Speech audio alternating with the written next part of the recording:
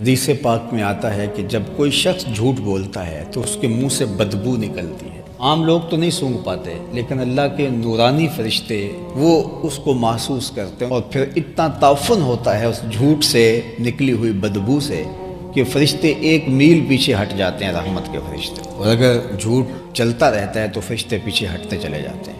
مجھے بتاؤ کہ ایک گھر میں باپ بیٹے سے جھوٹ بولتا ہے، بیٹا ماں سے جھوٹ بولتا ہے، ماں بیٹی سے جھوٹ بولتی ہے، بیٹی بھائیوں سے جھوٹ بولتی ہے، بہو ساس سے، اور ساس جو ہے وہ بہوؤں سے جھوٹ بولتی ہے، تو اس گھر سے تو بدبو کے ببھوکے اٹھ رہے ہوں گے۔ اب اس گھر سے رحمت کے فرشتے کتنے میل دور ہٹ گئے، اور گھر میں بے برکتی، نحوست، نا اتفاقی، نا چاکی، لڑائیاں، جھگڑے، دھینگا مشتی، فساد۔ ہم نے کیا سمجھا کسی نے کالا جادو کر دیا، ہم نے کہا کسی نے بندش کر دی، ہم نے کہا کسی نے تعویذ ڈال دی۔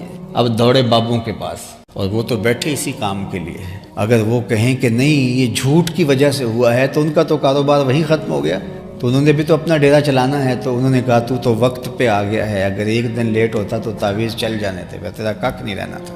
اور پھر ہر اتوار کو جا کے بابے کے دربار پہ حاضری دینی پڑتی۔ اب تو سب نے یہ کام شروع کر دیا ہے، وہ سارے ٹھیے لگا کے بیٹھ گئے ہیں، لوگوں کو بتا رہے ہیں تیرے اوپر جادو ہوا ہے، تیرے اوپر ٹونا ہوا ہے، تیرے اوپر بندش ہوئی ہے۔ کیا تماشا بنا کے بیٹھ گئے، اور کیا بندش کیا تھی، ٹونا کیا تھا، کالا جادو کیا تھا۔ رحمت کے فرشتے روٹھ گئے ہم سے۔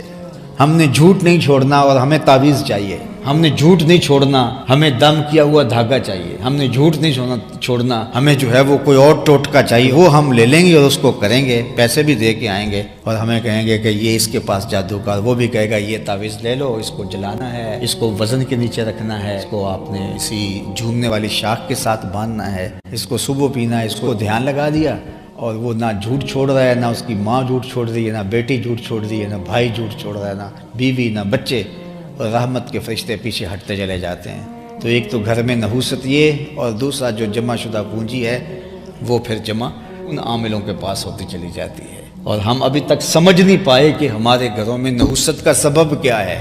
وہ کالا جادو تو جھوٹ کا ہے، بندش تو جھوٹ کی ہے، جھوٹ نے ہمارے گھر اجاڑ کے رکھ دی، ہمارے گھروں سے برکتیں اٹھا لی۔ یہ میں اپنی جانب سے نہیں کہہ رہا، میرے اور آپ کے آقا نے کہا ہے رحمت کے فرشتے دور ہٹ جاتے ہیں۔ تو جب گھر میں رحمت کے فرشتے جو تھے وہ بھی ہٹ گئے، اور کوئی رحمتیں لے کے آنے والے بھی نہیں، اس گھر سے تعفن اور بدبو اتنی اٹھ رہی ہے، تو پھر اس گھر میں نور اور روشنی اور برکت کہاں سے آئے گی؟ وہ گھر جو ہے وہ وحشیانہ منظر پیش کرے گا، بے سکونی ہوگی، حالانکہ گھر طمانیت کا مرکز ہوتا ہے۔